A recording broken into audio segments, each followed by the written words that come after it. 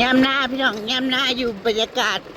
ทางออกหน้านั่งในแถวนี้สิบรรยากาศดี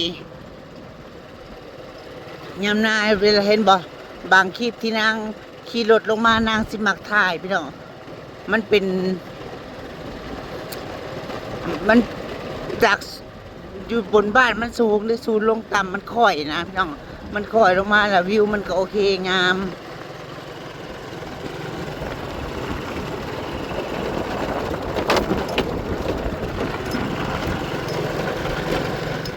เนี่ยเข้ามาบ้านขี้ฝุ่น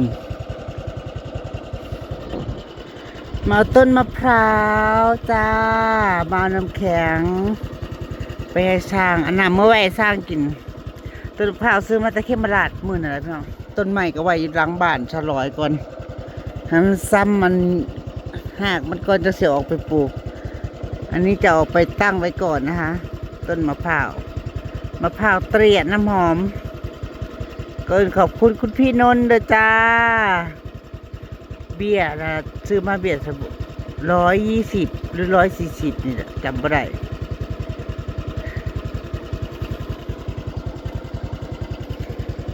แต่ไอ้เพิ่นให้มา2เบี้ยนี่1,000 เดี๋ยวจะไปซื้อมาเพิ่มอีกอยู่มันเมื่อน่ะมันมี2เบี้ยก็เลยเอา2เบี้ยบอกให้ไรบุจำไม่ได้สวัสดีนะจ้าสวัสดีตอนสายๆโอ้ยแล่นไปนั่นไปนี่พี่น้องแล่นไปซื้อของแล่นไปเอาน้ำว่าสิลุดเผาถ่ายคลิปเผาลงคลิปว่าเรื่องเลขเดี๋ยวเอาไปว่าเรื่องความฝันเมื่อคืนนี่แต่เมื่อคลิปเมื่อเช้านั่งกินข้าวกับบริวารซะพี่น้องว่านั่งฝันอีหยังโมแต่นั่งแดกกันนั่นแหละเดี๋ยวไปถามสร้างเขาจะกำลังเฮ็ดเวียกฝันยัง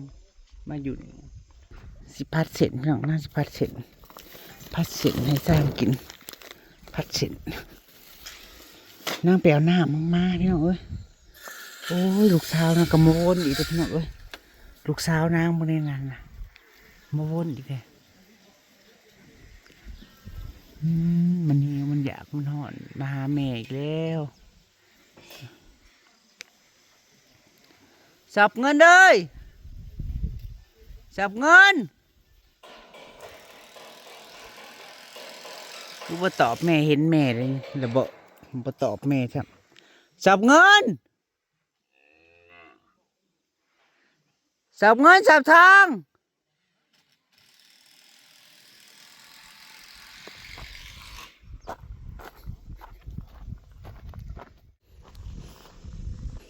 สวยมากแล้วก็แดดแดงเอ้ย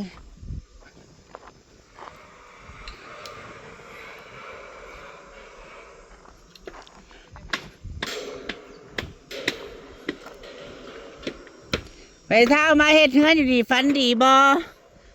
จะที่จะทางบ่ได้ไปบอกไปเข้าฝันดีบ่ได้ไปเข้าฝันดี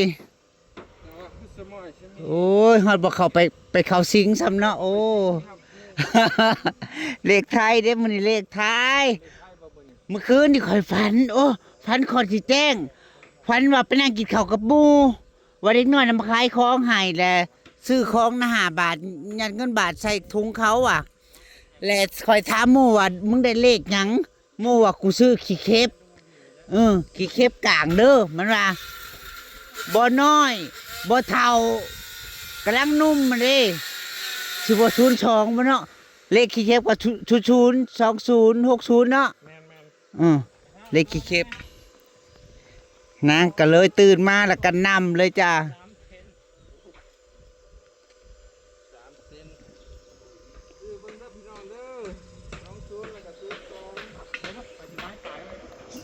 ก็ซื้อเลขบริการ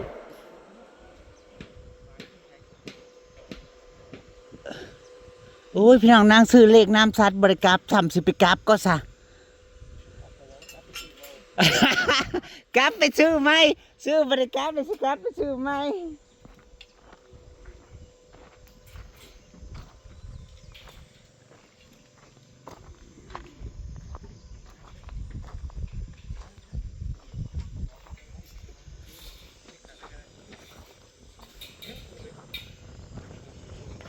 ขอบคุณนะคะขอบคุณเอื้อยทั้งเมกาเด้อซื้อผ้ามาให้ผ ฝาแลนมาปูเนาะได้ของพวงนางกับปูกั้งไว้มองล้างถ้วยน่าท่อมเย็นสบายได้เฮ็ดในอยู่ในกินได้บาดบริยุงยากแต่เก่าเฮ็ดในอยู่ในกินแต่ค้นไปห่มปูบ่ค้นไปห่มก็หาโอดัวหาแนวกั้งกระจ่องมากั้งล่มมากั้งเราเอาลวดมามัดของค่อยเดี๋ยวมาแรงเดี๋ยวจะมาเบิ่งมาเอาก็ใช้ตะลับเพิ่งหนีบตับเรียงมาเลยสำนึกมันกับไข่ก็เก่าอยู่หรอกเนาะไข่ก็เก่าอยู่แต่เก่าก็มากอดปูนก็ตากแดดก็ซิวนี่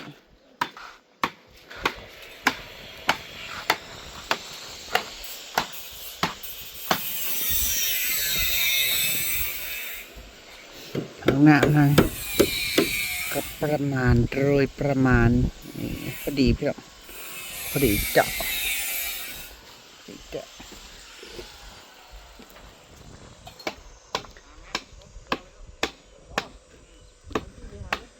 บัดอลังล้านขึ้น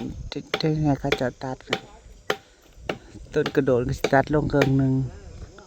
ตัดงามันลงโอ้ยลูกออกลูกออกบุมีนึกกินออกลูกออกไว้เดี๋ยวแม่ตีได้ออกก่อนมื้อแรงแม่จะไปหาเกี่ยวมาให้แล้วมื้อแรงแม่จะพาเขาไปกินในสวนแล้วออกลูกต้นไม้แม่ไม่ใช่เบิดไว้ลูกออกเร็วออกเร็วออกก่อนลูกลงออกไปลูกออกสอบเงินสอบทองออกลูกออกไปออกก่อนลูกโอ้ยลูกก็หิวก็หอดเมื่อยดิเมื่อลูกเมื่อบ่มาอีกเลย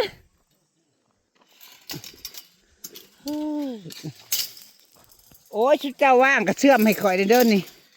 มันแนวกอพญาเลิศก็เฮ็ดขี้ลุยไปแล้วผู้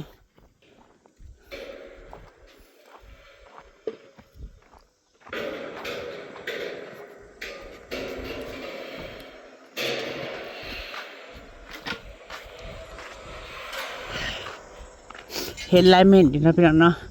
ลายเม่นเดี๋ยวสิมีเรื่องคอพญาเท้าอยู่ช่องสิมีเรื่องคอพญาเท้า อยากได้ครัวอยากได้สะพานขามคลองสายไก่พี่น้องใส่เพิ่นเสื่อมเล็กหายที่ซื้อเล็กมาให้ไว้เพิ่นนะเพิ่นเสื่อมหายชื่อนะ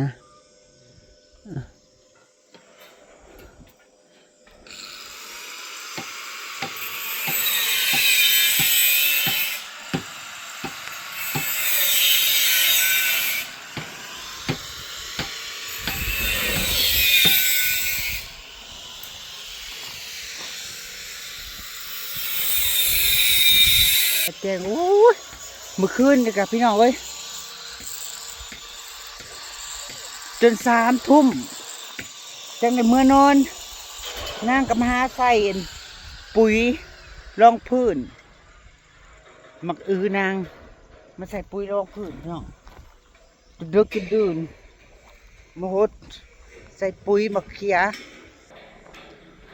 มักหงนางตัวนี้เหี่ยวเลยนางมาปลูกมะฮงใช่นี่น้อง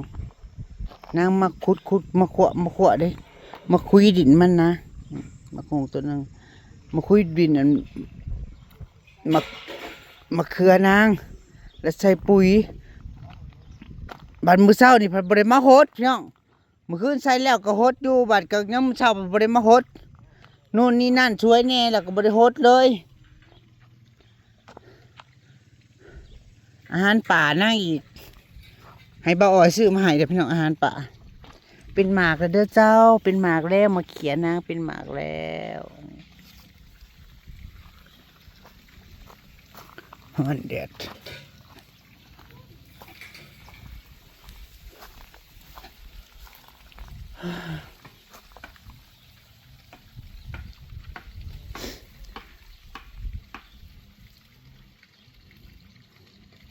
บัวนางติดเบิดเลยนี่พองห้องเพลงแรงบัวได้นี่ใบบัว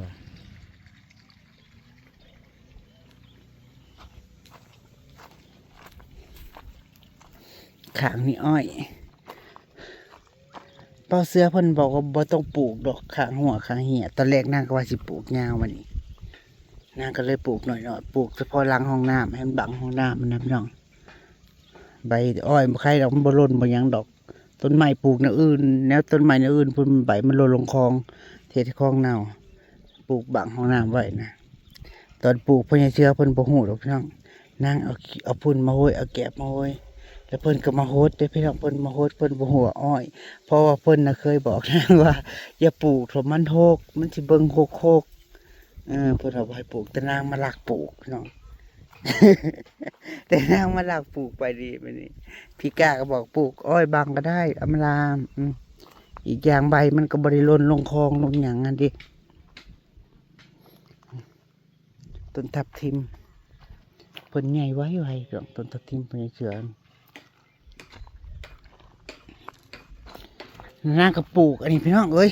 บริมาโฮดทำโอ้ยสิตายบ่เนาะนี่แทนที่ลูกแต่เช้าๆมันลูกบ่ได้เคยเนาะมันเมื่อยโหระพานางปลูกโหระพายาวเหยียดเลยนี่นางมาจอหูแล้วก็ปลูกนี่โหระพานี่โหระพามะเขือ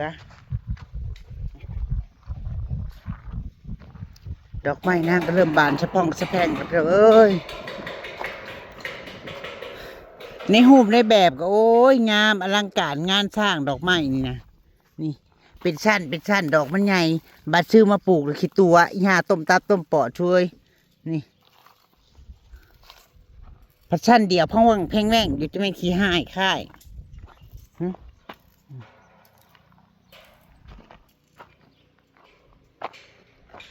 บริงอจ้านางซื้อบักบวบมาพี่น้อง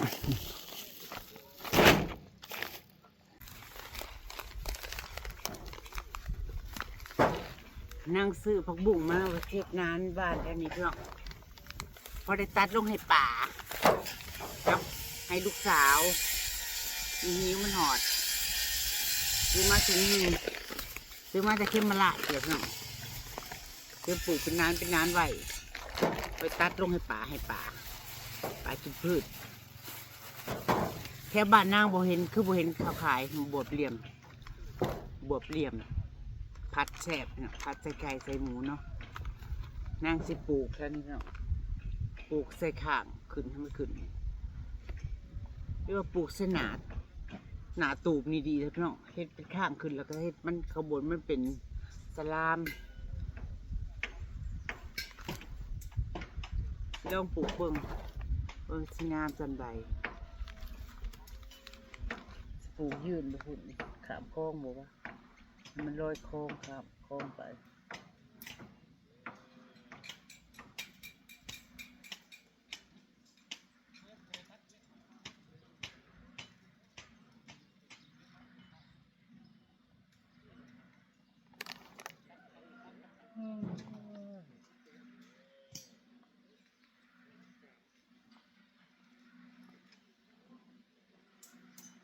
มื้อเช้าก็มาเกลือวานหัวหาให้เรียบร้อยแล้วพี่น้องจ้าหาเห็ดเตี๋ยวเขาไว้ให้สั่งนะจ้าสวัสดีค่ะ